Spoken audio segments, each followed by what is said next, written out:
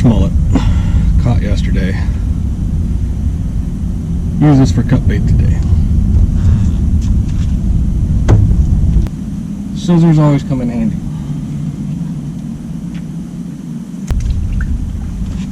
You know you have fresh mullet when you cut it.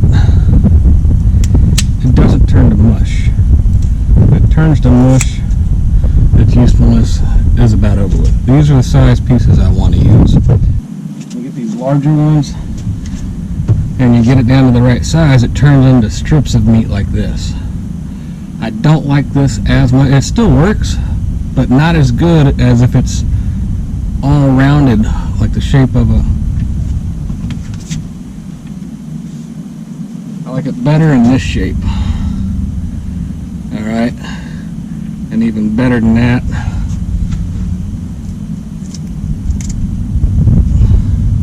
That right there, that size mullet, you know, this mullet was huge, but I can get chunks this big, arched like this. It's fresh, it's still red, got some blood in it, and the meat's not falling apart. That's what you gotta have for fresh cut bait. So, that one mullet I just cut up. I'm gonna start fishing here shortly. As you can see, I got 2 on the board that I'm going to be using, and I got plenty for throughout the day. This was more than plenty just for me fishing this morning, showing videos, creating videos. And I'm going to put this on ice so it doesn't spoil. Don't let it get hot. If it gets hot, the meat's going to turn to mush. And if it turns to mush, catch some more mullet.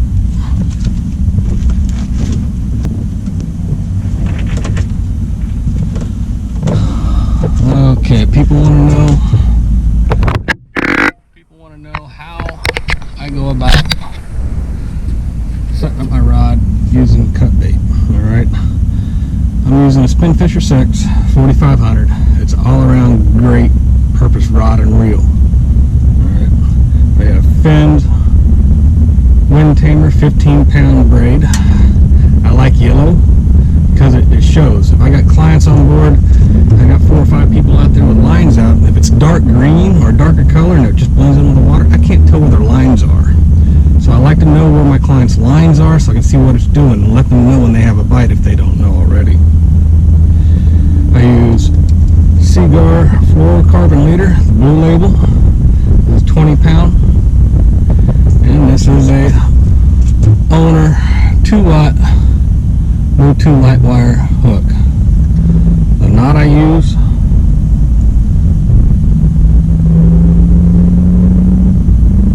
I'm having a brain fart right now.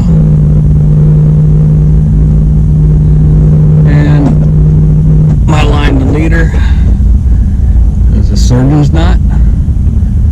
Alright, not the FG or anything like that. It just takes too long to tie. Alright, this one can only need 2 hands. I don't need 2 hands, a foot, toe, and a mouth. Alright. I snell all my hooks because I'm always using live bait. I don't know, hopefully this shows up good, but I snell everything. Alright, unless I'm using lures. Other than that, I snell all my hooks. So once I get my line ready, take my cut bait. This is like a strip I don't like. The reason I don't like this is it doesn't matter where I hook it, it's not the greatest.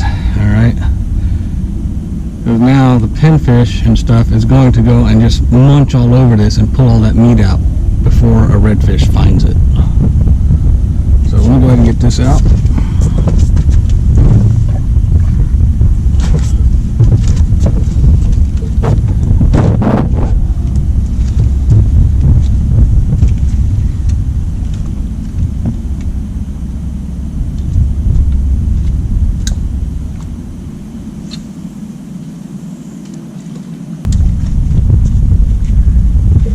Casting to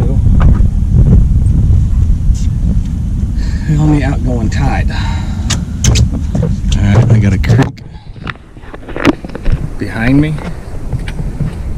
back there,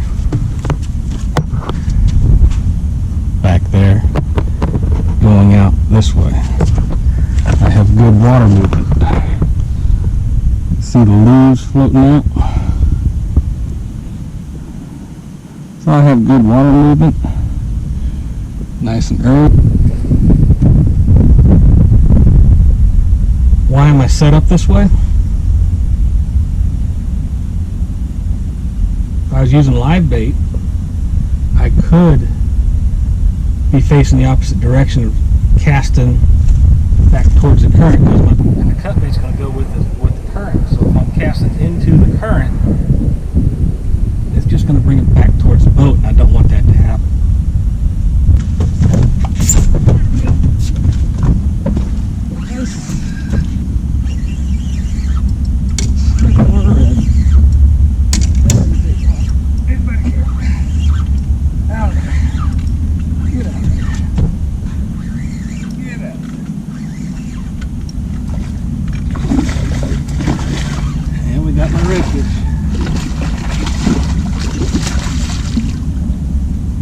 That's what I was looking for. Happy condition. Move this guy in.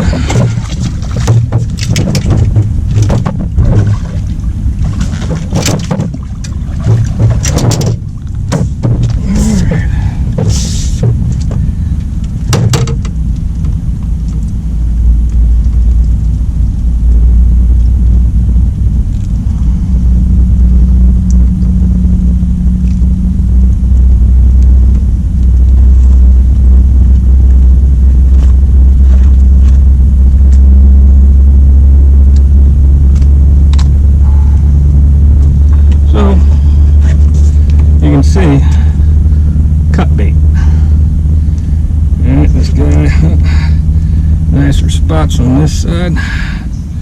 Beautiful redfish. That FWC has redfish, snook, and trout closed. These guys can flourish. See how big this guy is.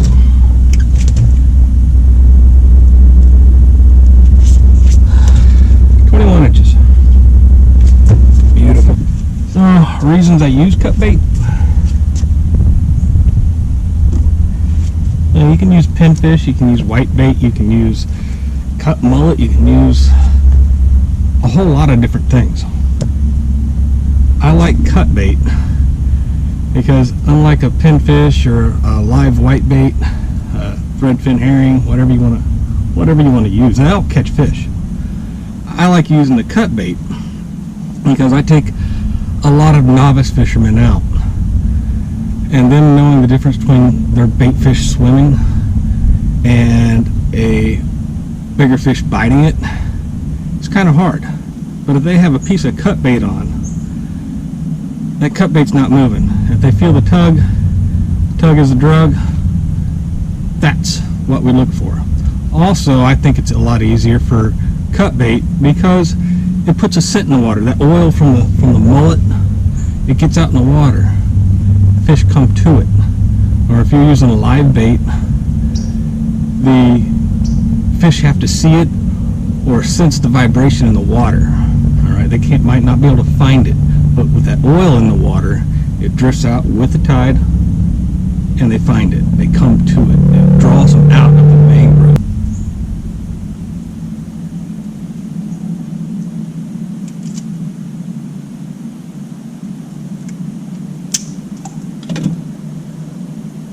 Also using cut bait.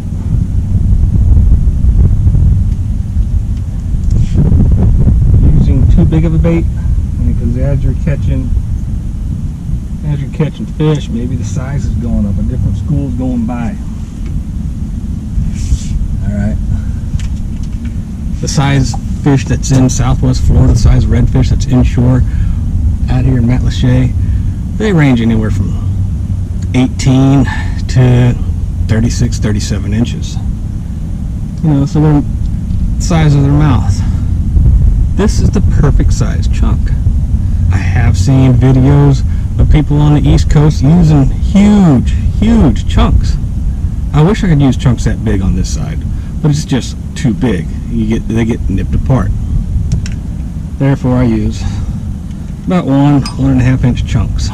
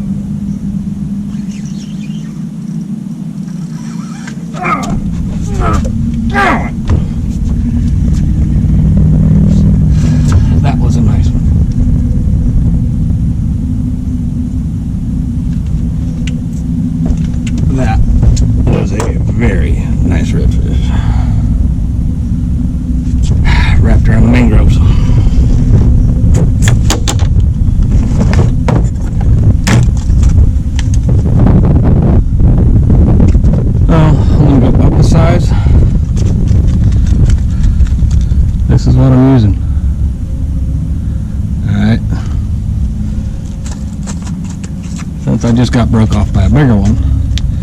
This is what I did have on. I'm going up one size on one rod.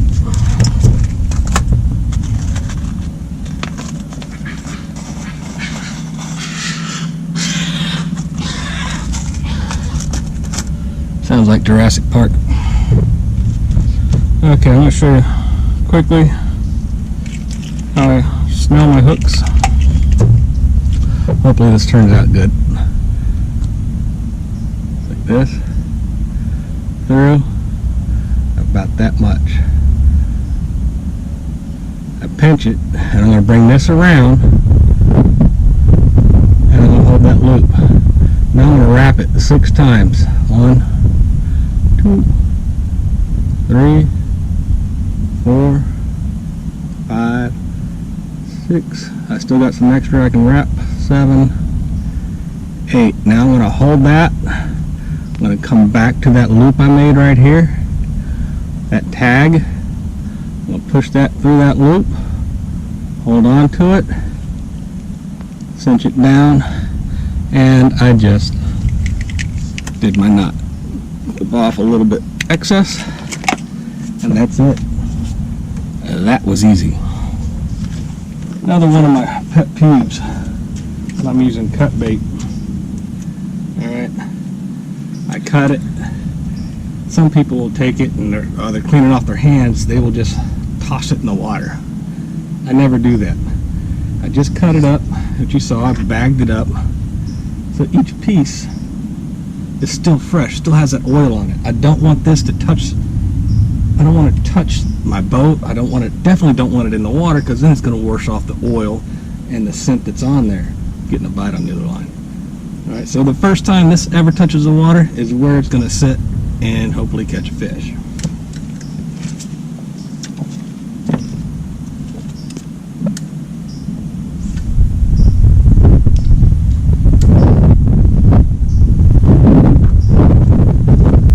I just missed something. I don't know what I missed.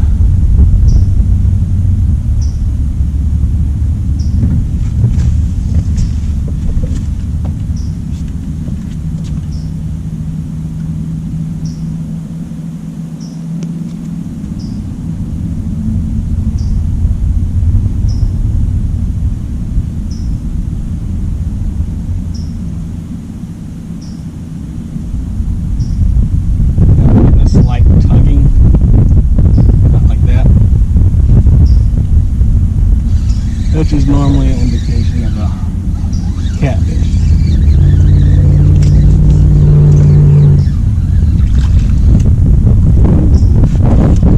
That big old piece of bait, I told you, that was the strip I had on, I believe.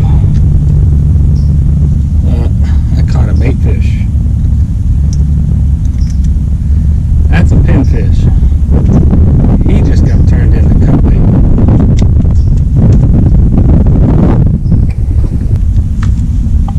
Okay, I got my nice chunk of bloody pinfish.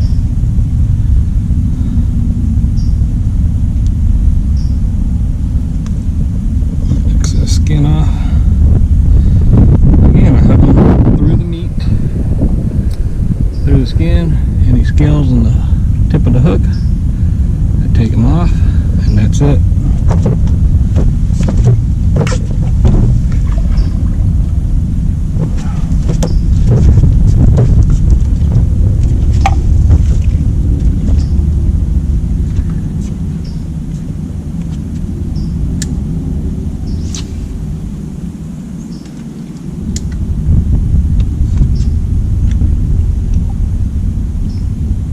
This is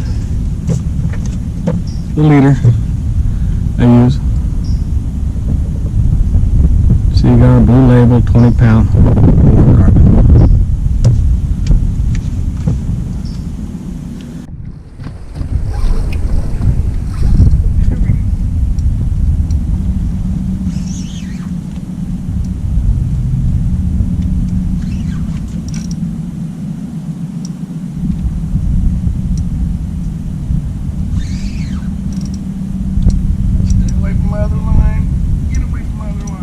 Come on.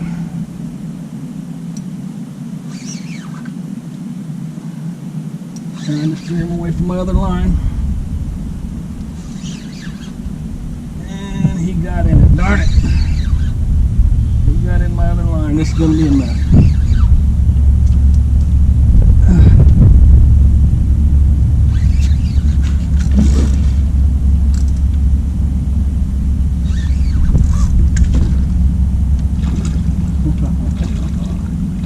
This is a beauty.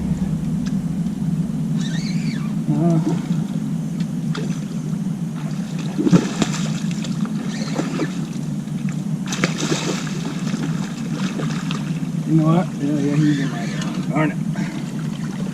Alright, let me get this guy up.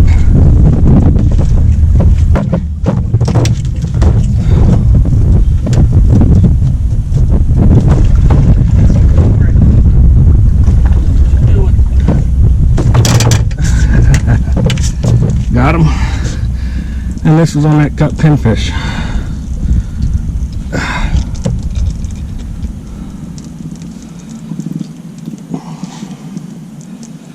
Circle hook right in the corner of the mouth. And that'll get that other line off of him. There we go. How do you like that? Cut bait, people.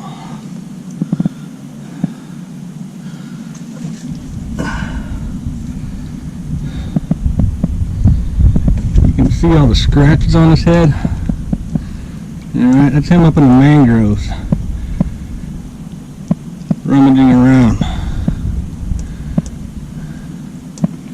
Beautiful fish.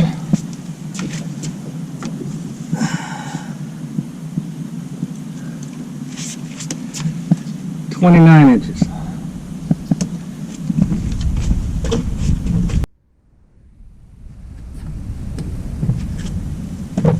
One thing I forgot to mention about using cut bait. Alright, told you about the 1-inch chunks, 1.5-inch chunks, whether it be pinfish, whether it be mullet, whether it be ladyfish. Keep them all about the same size. It makes your casting that much more accurate when you're consistently throwing the same weighted object. Alright, when I'm using this, also I hook it through the meatier part or the top end of the fish. Alright, it makes it a little bit more aerodynamic, I think. Could be wrong, but that's what my belief is. Alright, this makes for more accurate casting.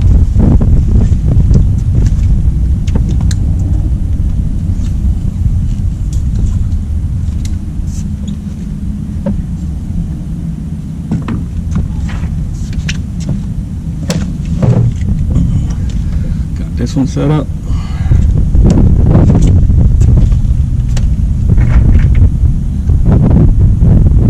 Like when I do cast, I like having about 2.5 feet hanging down. I can make a lot farther casts and it goes where I want it to go.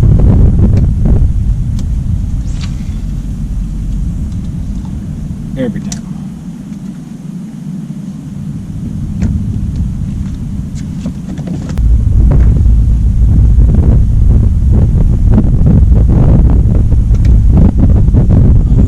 Check this one because he didn't come back to it.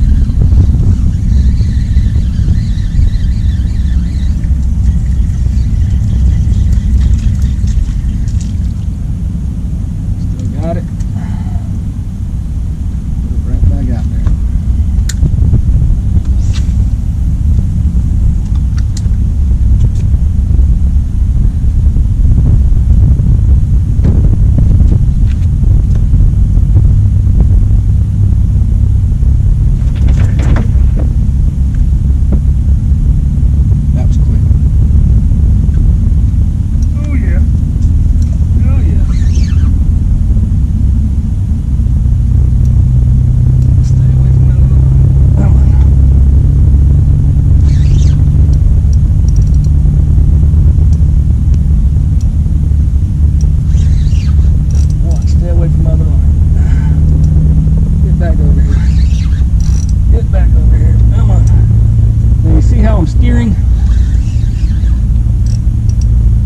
See how it's always easy to reel.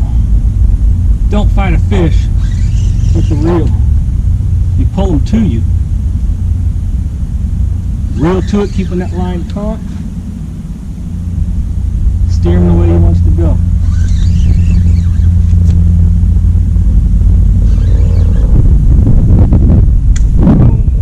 Come on, get away. Another nice little fish. Oh yeah.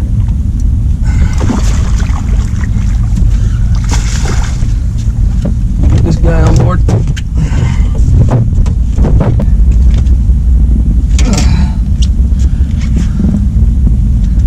Another red. Two on this side. Two spots on that side. These beautiful fish are what?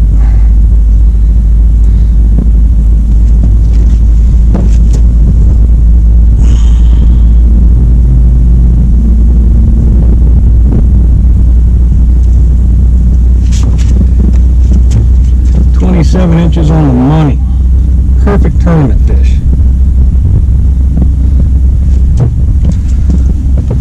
Let's get a release.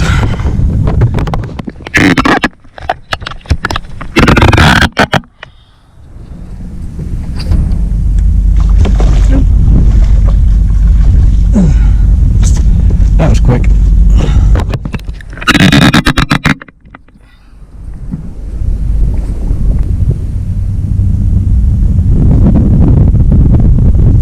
You saw how I fought that fish. Alright. I get a lot of people on board that try to fight it with the reel. You don't want to do that. Right? The rod is meant for fighting the fish. The reel is meant to bring in the slack. It's not a conventional reel where you can crank on it like you see up on the offshore trips. But the fishing straight down, they're just cranking and cranking. Like wicked tuna is a good example. Those are made for that. Spinning reels are meant to just bring in the slack. So it's always, always, always easy to reel. So you saw me pulling him, steering him the way I want him to go. I steered him away from the mangroves.